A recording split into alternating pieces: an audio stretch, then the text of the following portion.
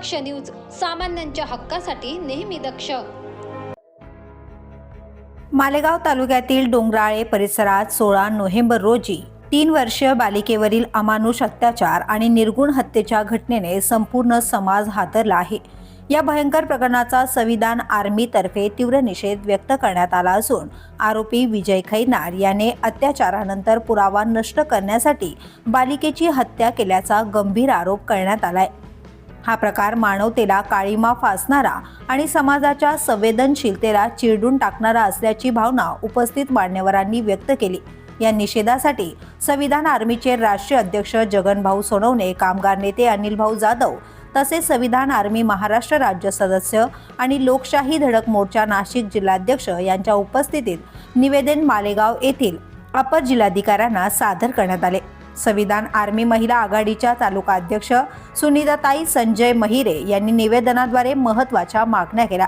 आरोपीवरील खटला fast track कोर्टात जलद गतीने चालवण्यात यावा, आरोपीला मरेपर्यंत फाशीची शिक्षा व्हावी, अशा अमानवी कृत्यांना आळा बसावा म्हणून कठोर निकाल देणे अत्यावश्यक आहे। तसेच संबंधित आरोपीची कोणत्याही वकिलाने बाजू मांडू नये अशीही विनंती करण्यात आली आहे। याच पार्श्वभूमीवर 3 महत्त्वाच्या प्रतिक्रिया देण्यात आल्या आहेत। मनोज आहिरे ॲडव्होकेट यांनी सांगितलंय की अशा गुन्ह्यांमध्ये न्यायालयीन प्रक्रिया वेगाने पार पडणे अत्यावश्यक आहे।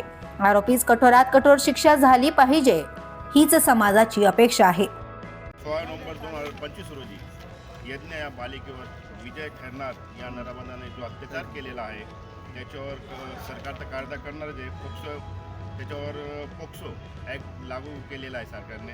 आणि मागेच आत्ता डोंगराळे गावचे काही सामाजिक कार्यकर्ते येऊन गेले, त्यांनी मालेगाव वकील संघाला निवेदन दिलेलं आहे की केस जी फास्ट चालवा आणि या नराधमांना कोणी वकीलपत्र घेऊ नये। त्याच्यामुळे आमचे जे मालेगाव वकील संघाचे अध्यक्ष आहे सुधाकर साहेब निकम, निलेश पाटील यांनी सुद्धा त्यांना आश्वासन दिलं आहे की आम्ही कोणी वकीलपत्र घेणार नाही आणि असे नराधमांचे यापुढे घेतले जाणार नाही याची आम्ही काळजी घेणार आहे। त्याच्यामुळे या बालिकेला न्याय मिळणार आहे। हा जे आहे जो अन्याय झालेला आहे हा पूर्ण महाराष्ट्राला धडधड बनवणारा आहे। असे लहान बालिकेवर जर असे अत्याचार होत राहिले तर महाराष्ट्राचं बिहार झाल्याशिवाय राहणार नाही। त्याच्यामुळे मी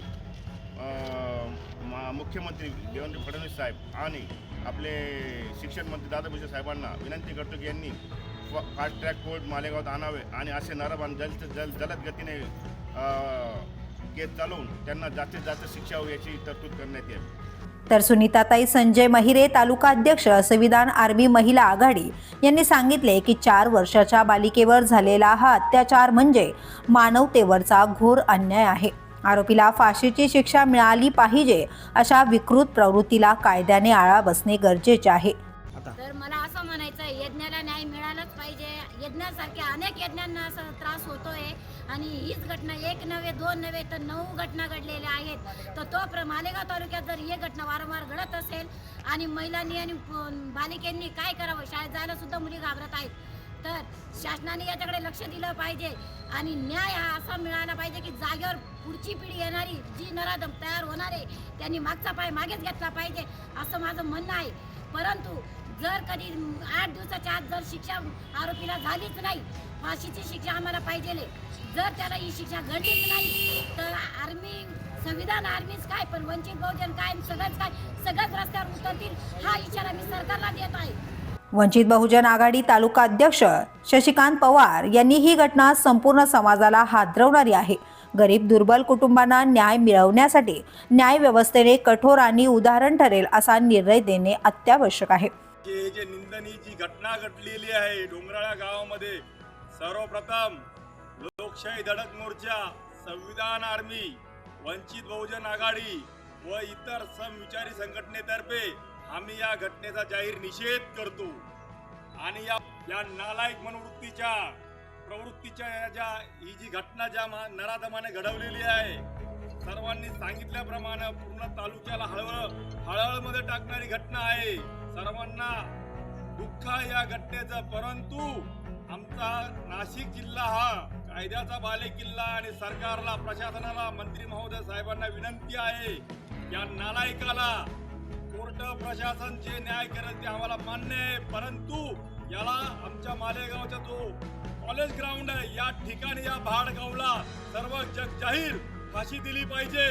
एवढंच म्हणतो आणि एकदा परत तुम्हाला अशा घटना घडवणाऱ्यांना तुम्हाला सांगायचंय असं ही, कारण की त्या दिदीचं वय बोलता येत नाही, त्या दिदीचं वय माझ्या मुलीचं वय हे एकच आहे.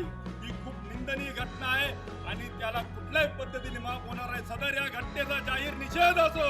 संविधान आर्मीच्या नेतृत्वाखाली सादर झालेले हे निषेध निवेदन बालिकेच्या कुटुंबासाठी न्यायाची मागणी आणि समाज व्यवस्थेला हादरवणाऱ्या गुन्ह्याविरोधात तीव्र आवाज बनले आहे. आणि या निर्गुण कृत्याविरोधात उठलेला हा सामूहिक आवाज पीडित बालिकेला न्याय मिळवण्यासाठीच्या लढ्याचा निर्णायक टप्पा ठरावा अशा आशेने निषेध कार्यक्रमाची सांगता करण्यात आली. अनिकेत मशीदकर, दक्ष न्यूज, मालेगाव.